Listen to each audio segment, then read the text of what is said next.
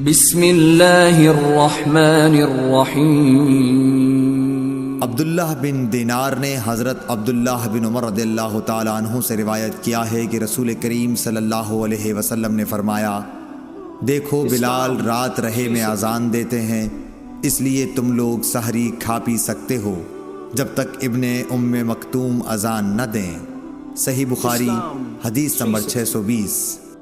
ابو عثمان عبد الرحمن ناہدی نے عبداللہ بن مسعود سے روایت کیا ہے، انہوں نے نبی کریم صلی اللہ علیہ وسلم سے کہ آپ نے فرمایا کہ بلال کی اذان تمہیں سحری کھانے سے نہ روک دے کیونکہ وہ رات رہے سے اذان دیتے ہیں، یا یہ کہا کہ پکارتے ہیں تاکہ جو لوگ عبادت کے لیے جاگے ہیں وہ آرام کرنے کے لیے لوٹ جائیں، اور جو ابھی سوئے ہوئے ہیں وہ ہوشیار ہو جائیں۔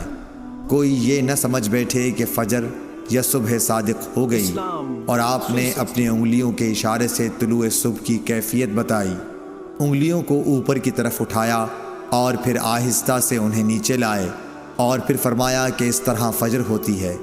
حضرت ظہیر راوی نے بھی شہادت کی انگلی ایک طرف رکھی، پھر انہیں دائیں بائیں جانب پھیلا دیا۔ صحیح بخاری حدیث نمبر 621۔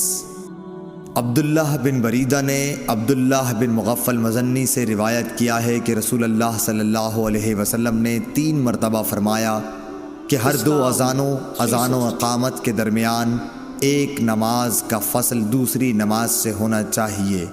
تیسری مرتبہ فرمایا کہ جو شخص ایسا کرنا چاہے۔ صحیح بخاری حدیث نمبر 624۔ عمرو بن عامر انصاری حضرت انس بن مالک رضی اللہ تعالیٰ عنہ سے بیان کرتے تھے کہ عہد رسالت میں جب مؤذن اذان دیتا تو نبی کریم صلی اللہ علیہ وسلم کے صحابہ ستونوں کی طرف لپکتے۔ جب نبی کریم صلی اللہ علیہ وسلم اپنے حجرے سے باہر تشریف لاتے تو لوگ اسی طرح نماز پڑھتے ہوئے ملتے۔ یہ جماعت مغرب سے پہلے کی 2 رکعتیں تھیں، اور مغرب میں اذان اور تکبیر میں کوئی زیادہ فاصلہ نہیں ہوتا تھا۔ اور عثمان بن جبلہ اور ابو داؤد طیالسی نے شعبہ سے اس حدیث میں یوں نقل کیا ہے کہ اذان اور تکبیر میں بہت تھوڑا سا فاصلہ ہوتا تھا۔ صحیح بخاری حدیث نمبر 625۔ عروہ بن زبیر نے خبر دی کہ ام المومنین حضرت عائشہ رضی اللہ تعالی عنہا نے فرمایا کہ جب مؤذن صبح کی دوسری اذان دے کر چپ ہوتا تو رسول اللہ صلی اللہ علیہ وسلم کھڑے ہوتے اور فرض سے پہلے 2 رکعت سنت فجر ہلکی پھلکی ادا کرتے۔ صبح صادق روشن ہو جانے کے بعد پھر داہنی کروٹ پر لیٹ رہتے، یہاں تک کہ مؤذن تکبیر کہنے کی اطلاع دینے کے لیے آپ کے پاس آتا۔ صحیح بخاری حدیث نمبر 626۔ عبداللہ بن بریدہ نے عبداللہ بن مغفل رضی اللہ تعالی عنہ سے روایت کیا ہے کہ نبی کریم صلی اللہ علیہ وسلم نے فرمایا کہ ہر 2 اذان و تکبیر کے بیچ میں نماز ہے، ہر 2 اذانوں کے درمیان نماز ہے۔ پھر تیسری مرتبہ آپ نے فرمایا کہ اگر کوئی پڑھنا چاہے۔ صحیح بخاری حدیث نمبر 627۔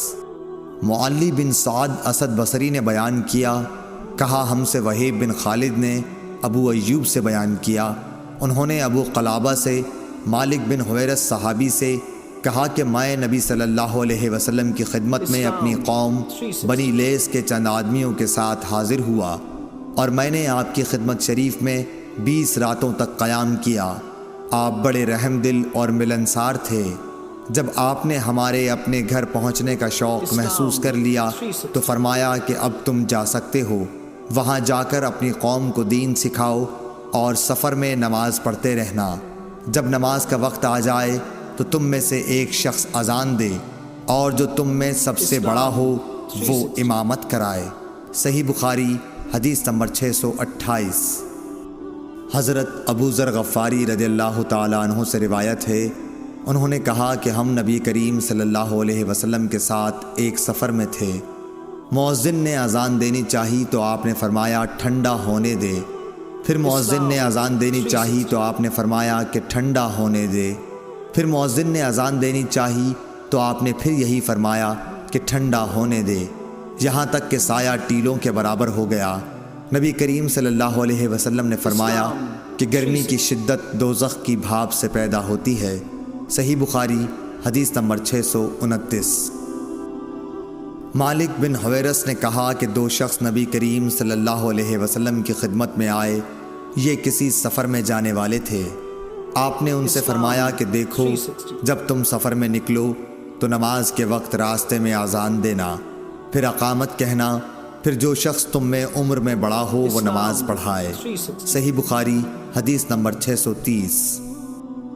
مالک بن حویرث نے بیان کیا کہ ہم نبی کریم صلی اللہ علیہ وسلم کی خدمت اقدس میں حاضر ہوئے۔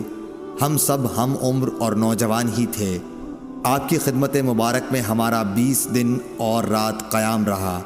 آپ بڑے ہی رحمدل اور ملنسار تھے۔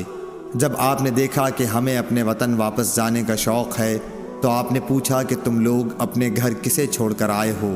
ہم نے بتایا۔ پھر آپ نے فرمایا کہ اچھا، اب تم اپنے گھر جاؤ اور ان گھر والوں کے ساتھ رہو اور انہیں بھی دین سکھاؤ اور دین کی باتوں پر عمل کرنے کا حکم کرو۔ مالک نے بہت چیزوں کا ذکر کیا جن کے متعلق ابو ایوب نے کہا کہ ابو قلابہ نے یوں کہا، وہ باتیں مجھ کو یاد ہیں، یا یوں کہا مجھ کو یاد نہیں۔ اور آن حضرت صلی اللہ علیہ وسلم نے فرمایا کہ اسی طرح نماز پڑھنا جیسے تم نے مجھے نماز پڑھتے ہوئے دیکھا ہے، اور جب نماز کا وقت آ جائے تو کوئی ایک اذان دے اور جو تم میں سب سے بڑا ہو وہ نماز پڑھائے، بشرطے کہ وہ قرآن شریف اور طریقہ نماز و امامت جانتا ہو۔ صحیح بخاری حدیث نمبر 631۔ نافع نے بیان کیا کہ عبداللہ بن عمر رضی اللہ تعالی عنہ نے ایک سرد رات میں مقام زجنان پر اذان دی، پھر فرمایا کہ لوگوں اپنے اپنے ٹھکانوں میں نماز پڑھ لو، اور ہمیں آپ نے بتلایا کہ نبی کریم صلی اللہ علیہ وسلم مؤذن سے اذان کے لیے فرماتے، اور یہ بھی فرماتے کہ مؤذن اذان کے بعد کہہ دے کہ لوگوں اپنے ٹھکانوں میں نماز پڑھ لو۔ یہ حکم سفر کی حالت میں یا سردی یا برسات کی راتوں میں تھا۔ صحیح بخاری حدیث نمبر 632۔ عون بن ابی جحیفہ سے روایت ہے کہ میں نے رسول کریم صلی اللہ علیہ وسلم کو ابطح میں دیکھا کہ بلال حاضر ہوئے اور آپ کو نماز کی خبر دی۔ پھر بلال برچھی لے کر آگے بڑھے اور اسے آپ کے سامنے بطور سترہ مقام ابطح میں گاڑ دیا، اور آپ نے اس کو سترہ بنا کر نماز پڑھائی۔ صحیح بخاری حدیث نمبر 633۔ محمد بن یوسف فریابی نے بیان کیا، کہا کہ ہم سے سفیان سوری نے عون بن ابی جحیفہ سے بیان کیا، انہوں نے اپنے باپ سے کہ انہوں نے بلال رضی اللہ تعالی عنہ کو اذان دیتے ہوئے دیکھا۔ وہ کہتے ہیں میں بھی ان کے ساتھ ادھر ادھر منہ پھیرنے لگا۔ صحیح بخاری حدیث نمبر 634۔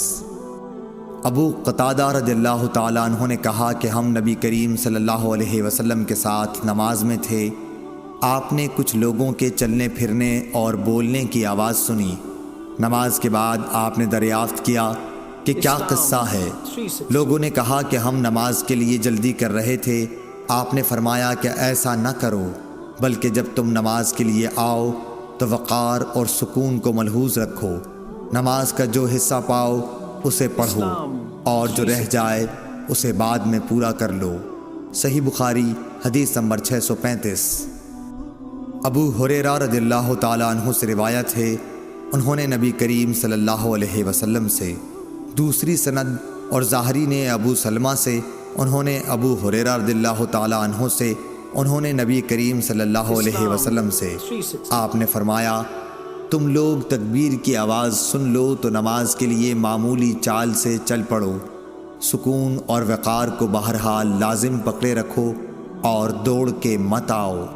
پھر نماز کا جو حصہ ملے اسے پڑھ لو، اور جو نہ مل سکے اسے بعد میں پورا کر لو۔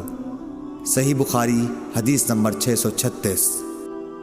حشام دستوائی نے بیان کیا، کہا مجھے یحییٰ نے عبد الوہاب بن ابی قتادہ سے یہ حدیث لکھ کر بھیجی کہ وہ اپنے باپ سے بیان کرتے تھے کہ رسول اللہ صلی اللہ علیہ وسلم نے فرمایا کہ جب نماز کے لیے تکبیر کہی جائے تو اس وقت تک نہ کھڑے ہو جب تک مجھے نکلتے ہوئے نہ دیکھ لو۔ صحیح بخاری حدیث نمبر 637۔